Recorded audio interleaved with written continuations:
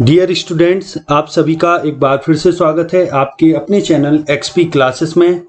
मैं चेतन प्रताप आज आपके लिए लेकर आया हूँ सिंथेसिस के अंतर्गत सिंपल सेंटेंस बनाने की 7वीं और 8वीं विधि।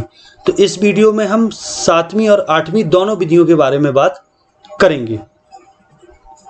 हालांकि इसके पहले हम 6 विधियां दे चुके हैं, यानी 6 जो अन्य तरीके हैं सिंपल सेंटेंस बनाने के सिंथेसिस के अंतर्गत वो हम दे चुके हैं। आप चैनल की प्लेलिस्ट में जाके वीडियोस को जरूर देखें, उनके अलग अलग सेपरेट वीडियो हैं, उनको आप जरूर देखिए।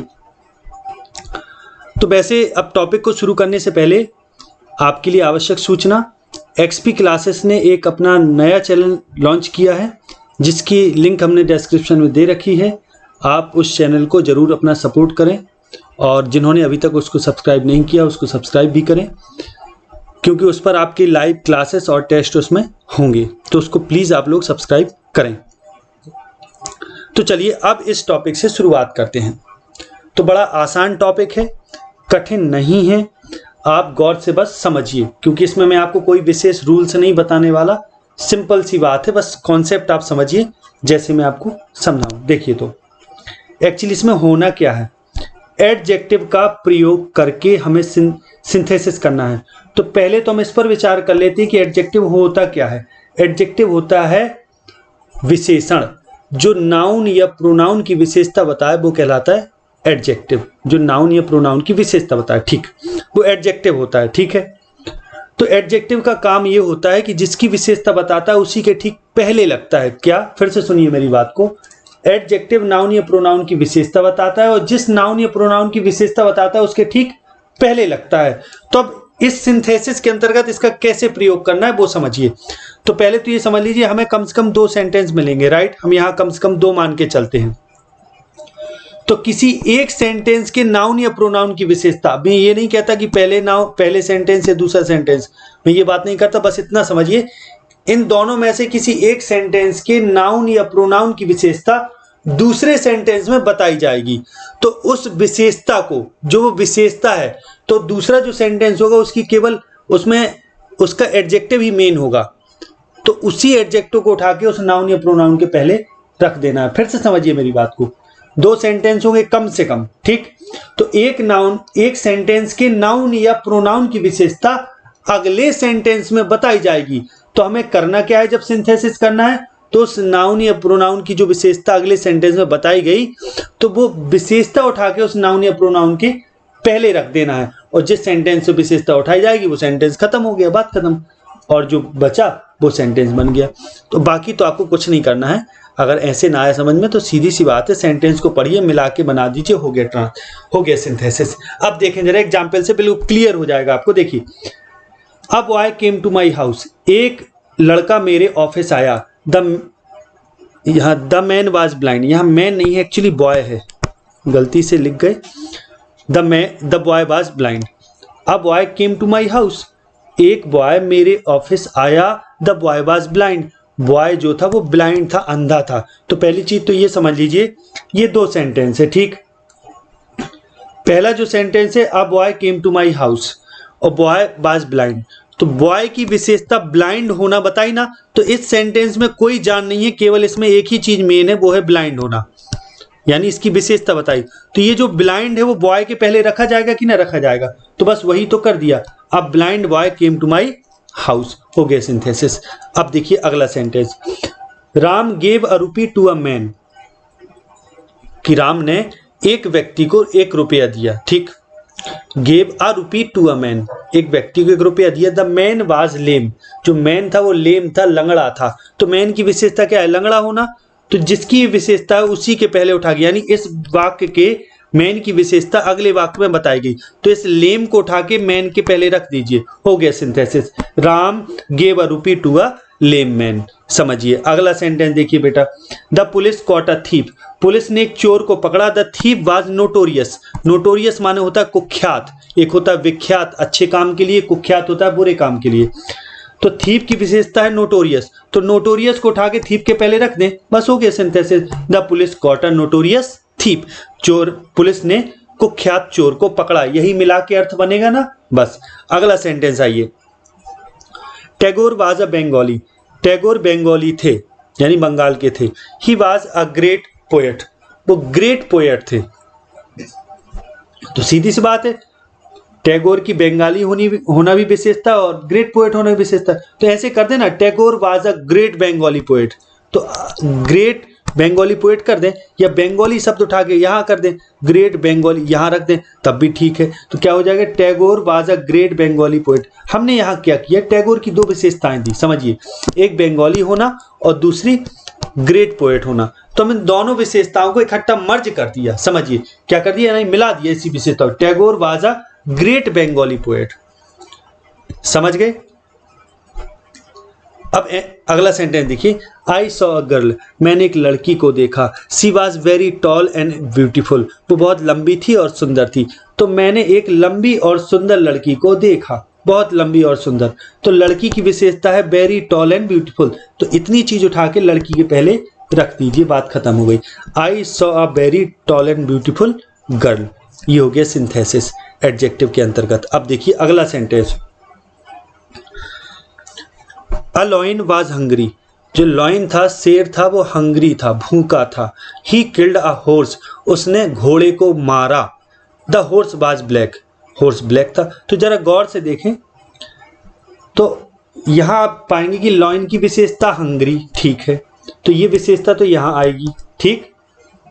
और ही किल्ड अ हॉर्स, और हॉर्स वाज ब्लैक, और हॉर्स ब्लैक था, और ये जो ब्लैक विशेषता वो इस हॉर्स के लिए कह रहा, तो वो यहाँ आएगी। जो दोनों को मर्ज कर दें तो ऐसा कर देंगे, hungry lion killed a black horse. Clear हो गया सिंथेसिस। अब देखें अगला, दे किल्ड अ स्नेक, उन्होंने सांप को मारा। इट वाज पॉइजनस, ये जहरीला था, पॉइजनस था। तो सांप की विशेषता है जहरीला होना, तो ये विशेषता उठा के यहाँ रख दीजिए, they killed a poisonous snake, बात खत्म हो गई। अगला सेंटेंस आइए, a girl was sitting in the chair, एक लड़की चेयर पर बैठी थी। सी वाज यंग, वो जवान थी। तो हम क्या बोलेंगे मिलाकर, जवान लड़की चेयर पर बैठी थी, यही बोलेंगे ना। तो लड़की की विशेषता जवान होना, तो ये जो यंग है वो गर्ल के पहले रख दीजिए, a young girl was sitting in the chair. अगला सेंटेंस आइए, the admiral landed with a force, कि जो एडमिरल है, एडमिरल का मतलब होता है सेना का अधिकारी, लैंडेड माने उतरा, विद अ फोर्स एक सेना के साथ उतरा, फोर्स के साथ उतरा। द फोर्स वाज लार्ज, जो सेना थी वो लंबी थी, बहुत बड़ी थी सेना।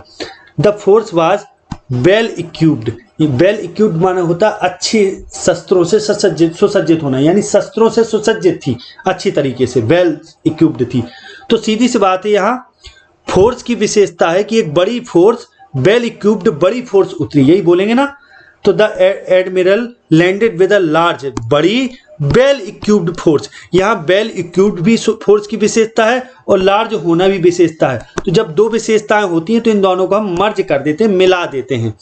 तो क्या करेंगे, the admiral landed with a large well equipped force. तो समझ गए होंगे आप इतना। अगला देखिए, अब जो अगली विधि है वो है 8वीं विधि, कंजंक्शन एंड का प्रयोग करना। कंजंक्शन एंड का प्रयोग करना, तो जरा गौर से ध्यान देंगे, एंड जो है वो एक कंजंक्शन है। तो यहां क्या होगा, दो सेंटेंस होंगे, ठीक, समझ लीजिए। तो यहां क्या होगा, सेंटेंस रनिंग में चल रहा होगा एक टाइप से। जैसे आप एग्जाम्पल के थ्रू देखें, बहुत सरल है, कोई विशेष नहीं है। देखिए इसमें कोई विशेष कॉन्सेप्ट या कुछ नहीं है। देखें, I want to buy a pen, मैं एक पेन खरीदना चाहता हूं, ठीक। I want to buy a pencil also, pencil भी खरीदना चाहता हूं। तो इधर आप देखेंगे दो ऑब्जेक्ट हैं, तो इनको एंड से जुड़ जाना चाहिए, सीधी सी बात है। तो I want to buy a pen and a pencil, बात समझ गए। तो इसमें एक चीज आप ध्यान रखिएगा, जब आप जोड़ें तो एक चीज ध्यान रखें, एक ही सब्जेक्ट हो और एक ही मेन वर्ब हो। अब कभी कभार सेंटेंस में ये भी हो सकता है कि दो सब्जेक्ट होंगे लेकिन वे एंड से जुड़े होंगे और एक ही वर्ब को एग्रीमेंट कर रहे होंगे, ध्यान दीजिएगा, क्योंकि आई का जो सब्जेक्ट है वो एक ही है।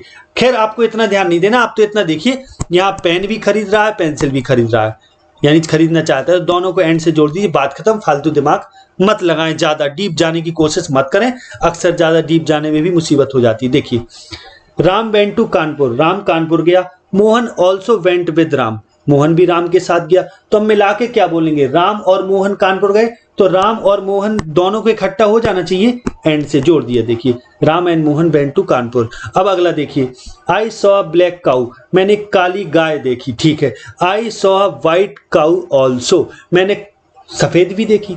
मैंने काली देखी, मैंने सफेद देखी, मैंने दोनों देखी, ठीक है। तो आई सॉ, मैंने यानी काली और सफेद को साथ में कर दें, यानी दो ये अलग अलग गाय हैं, ध्यान दीजिएगा। अब ब्लैक एंड अ व्हाइट काऊ। अब आप कहेंगे सर ये भी तो कर सकते थे, अब ब्लैक एंड व्हाइट काऊ, तो ऐसा सही ना होता, नहीं ऐसा गलत हो जाता। क्यों? क्योंकि अब ब्लैक एंड व्हाइट काऊ करते तो इसका मतलब हो जाता है एक ही गाय है, दो नहीं है। यहां दो गायों का इशारा हो रहा है, एक काली और एक सफेद, तो इसलिए अब ब्लैक एंड अब व्हाइट किया गया। अगला सेंटेंस देखें, आई टेक मिल्क, मैं दूध ग्रहण करता हूं, माने दूध पीता हूं। आई टेक बिस्किट, मैं बिस्किट लेता हूं। I take sweets, I take biscuits also. तो तीन चीजें बताई, तो इन तीन चीजों को एंड से जोड़ना चाहिए ना। तो आई टेक मिल्क, अब चूंकि बार बार एंड तो लगा नहीं सकते, एक बार कॉमा लगा लीजिए, I take milk comma sweets and biscuits, बात खत्म हो गई। अगला सेंटेंस देखिए बेटा, वाई आर यू सैड, आप दुखी क्यों हो। वाई आर यू नर्वस, आप नर्वस क्यों हो, यानी उदास क्यों हो। और वाई आर यू केयरलेस, आप केयरलेस क्यों हो। तो एक ही पर्सन के लिए तीन चीजें बताई, तो इन तीनों चीजों को कॉमा एंड के साथ जोड़ दीजिए, why are you sad comma nervous and careless, बात खत्म हो गई। ये कॉन्सेप्ट आपका क्लियर हो गया। तो अभी तक मैं इस वीडियो की समाप्ति के साथ सिंपल सेंटेंस बनाने की जितनी भी विधियां हैं उन सभी को डिस्कस कर चुका हूं। जिन्होंने पिछली विधियां नहीं देखी वो पिछले वीडियोस में जाकर देख ले। अब हम अगले वीडियो में बात करेंगे इसी सीरीज के अंतर्गत, यानी सिंथेसिस के अंतर्गत हम बात करेंगे कॉम्प्लेक्स सेंटेंस बनाना। तो कौन कौन चाहता है कॉम्प्लेक्स सेंटेंस सीखना, इसके लिए आप कमेंट सेक्शन में जरूर बताएं। यदि आप इस वीडियो को अच्छे से सपोर्ट करेंगे तभी अगला वीडियो आएगा, अन्यथा वीडियो नहीं आएगा। इसलिए आप कमेंट में हमें जरूर बताएं और इसको अधिक से अधिक सपोर्ट करें और अधिक से अधिक वीडियो को शेयर कीजिए। आगे अगली वीडियो मिलेंगे, तब तक के लिए नमस्कार, जय हिंद, जय भारत, वंदे मातरम।